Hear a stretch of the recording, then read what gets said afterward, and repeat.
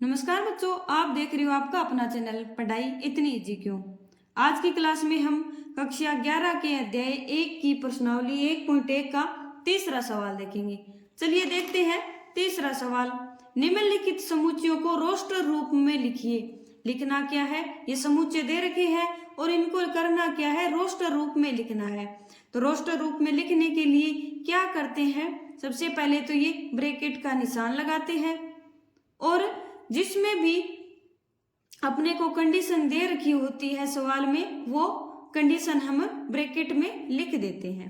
तो सबसे पहले पहला सवाल क्या है, a बराबर कोष्टक x, और x है क्या, पूर्णांक है एक, और कंडीशन क्या है x के लिए -3 से तो बड़ा है और 7 से क्या है, छोटा है।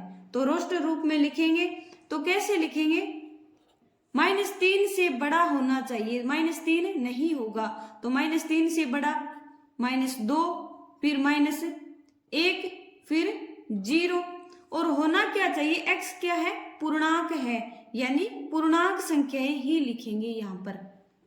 0 के बाद में 1, फिर 2, फिर 3, 4, 5 और 6, और 7 से कम होना चाहिए, यानी 7 नहीं आएगा। तो इसको क्या कर देंगे, यहाँ पे बंद कर देंगे।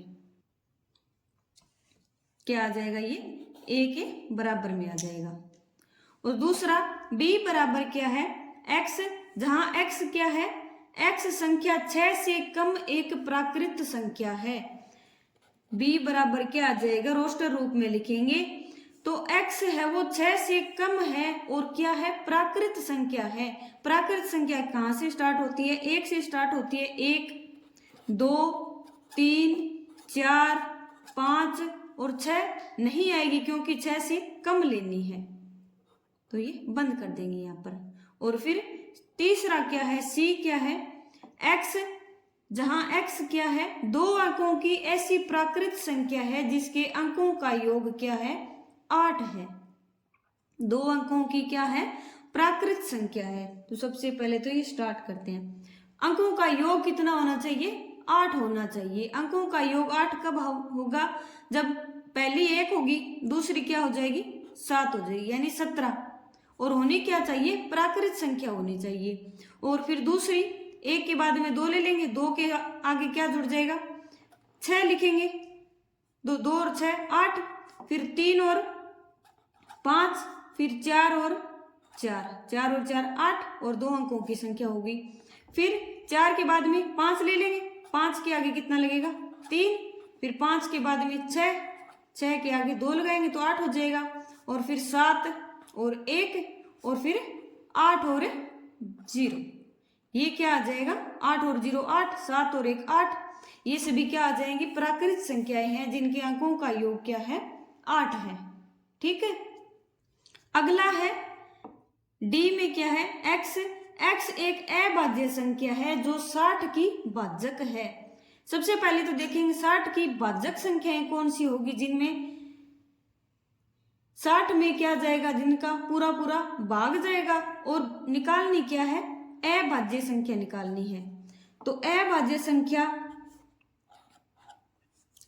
शुरू, सबसे पहले अभाज्य संख्या क्या होती है, 2 में क्या, 2 का किस में जाएगा, 60 में भाग पूरा पूरा जाता है, यानी एक तो 2 हो गई।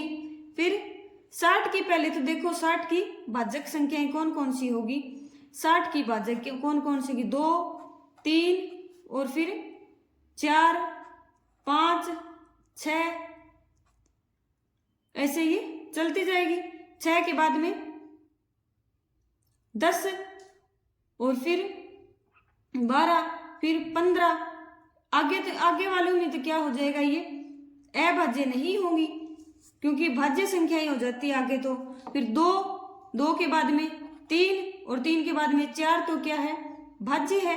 फिर 5, 3 ही संख्याएं ऐसी होंगी जो क्या है, अभाज्य होंगी। ठीक है, अगला है ई, ट्रिगोनोमेट्री शब्द के सभी अक्षरों का समुच्चय। समुच्चय में लिखेंगे तो क्या करना है, सभी अक्षरों का समुच्चय लिखना है। तो सभी अक्षरों के समुच्चय को अलग अलग लिख देंगे, सभी अक्षरों के। और आएगा क्या इनमें, इनकी पुनरावृत्ति नहीं होगी। मान लो ये अपना आर है, ये एक तो ये है और एक ये है, 2 बार आ गया, तो 2 बार नहीं लिखेंगे, 1 बार ही लिखेंगे।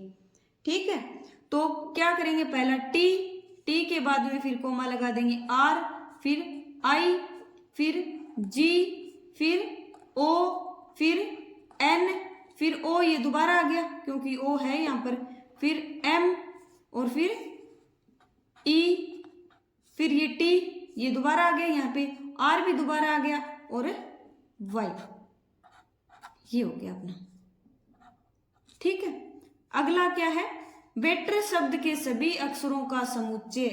तो अक्षरों का समुच्चय लिखने के लिए क्या करेंगे, पहले तो ये ब्रैकेट लगाएंगे और फिर ये BETTER